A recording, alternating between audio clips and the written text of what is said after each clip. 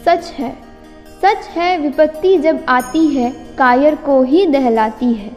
शूरमा नहीं विचलित होते, क्षण एक नहीं धीरज खोते। विघ्नों को गले लगाते हैं, कांटों में राह बनाते हैं।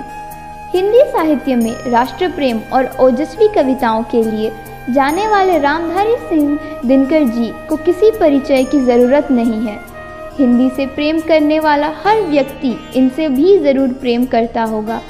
आज़ादी की लड़ाई से लेकर आज़ादी मिलने तक के सफ़र को दिनकर ने बड़े ही सलीके से अपनी कविताओं में पिरोया और यही कारण है कि हिंदी साहित्य उन्हें राष्ट्र कवि नाम से नवाजता है। ऐसे समय में जब देश के अधिकांश लेखक राजनीतिक विचारों के आधार पर बुरी तरह विभाजित हैं, जब लेखन और भाषण भी अपने अपने राजनीतिक खेमों की सुविधा को ध्यान में रखकर किए जा रहे हैं, जनता से जुड़े मुद्दों को उठाने में भी राजनीतिक दलों के नफ़े नुकसान का गणित लगाया जा रहा है। यहाँ तक कि लोगों की जानों को भी जाति और धर्म के चश्मे से देखकर प्रतिक्रियाएं व्यक्त की जाने लगी है। राष्ट्रीय कवि रामधारी सिंह जी को याद करना न सिर्फ समाज और राजनीति को नई दिशा दिखाने के लिहाज से महत्वपूर्ण हो सकता है, बल्कि लेखकों को भी उनके दायित्व बोध का एहसास कराने में अहम साबित हो सकता है। उनका जन्म 23 सितंबर 1908 को बेगूसराय जिले के सिमरिया गांव में हुआ था। जब वे 3 साल के थे, पिता चल बसे। बचपन अभावों में बीता। घर पर रोज होने वाले रामचरितमानस के पाठ ने इनके भीतर कविता और उसकी समझ के बीज बो दिए थे। उन्होंने हिंदी साहित्य में न सिर्फ वीर रस के काव्य को एक नई ऊंचाई दी, बल्कि अपनी रचनाओं के माध्यम से राष्ट्रीय चेतना की भी अलख जगाई। राष्ट्रकवि रामधारी सिंह जी शांति और क्रांति के कवि थे। उनकी रचनाओं में देशभक्ति की भावना इस कदर भरी हुई थी कि अंग्रेजी हुकूमत ने उनकी किताबों पर प्रतिबंध लगा दिया था। रेणुका और हुंकार ऐसी ही रचनाओं में शामिल थी। वे सच्चे देशभक्त और क्रांतिकारी थे। इस कारण आज़ादी के बाद की सत्ता चरित्र को भी उजागर करने से कभी गुरेज नहीं किया। वे महान राष्ट्रकवि थे। उन्होंने आज़ादी के पहले और आज़ादी के बाद के भारत की परिस्थितियों को भी देखा था। उनकी कविताओं में देशभक्ति का भाव भरा है। आज़ादी के बाद भी लिखी कविताओं में उन्होंने राजनेताओं को सही दिशा देने का प्रयास किया था। रश्मि रथी युवाओं के लिए आज भी प्रासंगिक है।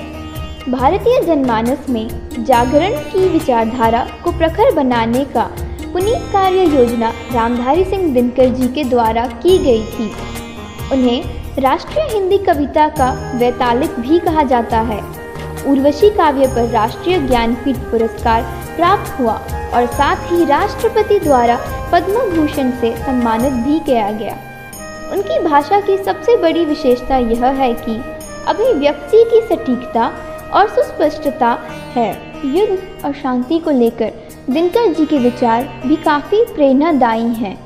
महाभारत के कथानक पर आधारित अपने महान काव्य ग्रंथ कुरुक्षेत्र में द्वितीय विश्व युद्ध की पृष्ठभूमि में उन्होंने युद्ध की विभीषिका को बड़े ही सारगर्भित तरीके से व्यक्त किया है। वह कौन रोता है वहाँ, वह कौन रोता है वहाँ इतिहास के अध्याय पर, जिसमें लिखा है नौजवानों के लहू का मोल है, प्रत्यय किसी बूढ़े कुटिल नीतिज्ञ के व्यवहार का, जिसका हृदय उतना मलिन जितना कि शीर्ष वलक्ष है, जो आप तो लड़ता नहीं कटवा किशोरों को मगर, आश्वस्त होकर सोचता शोणित बहा, लेकिन गई बचलाज सारे देश की।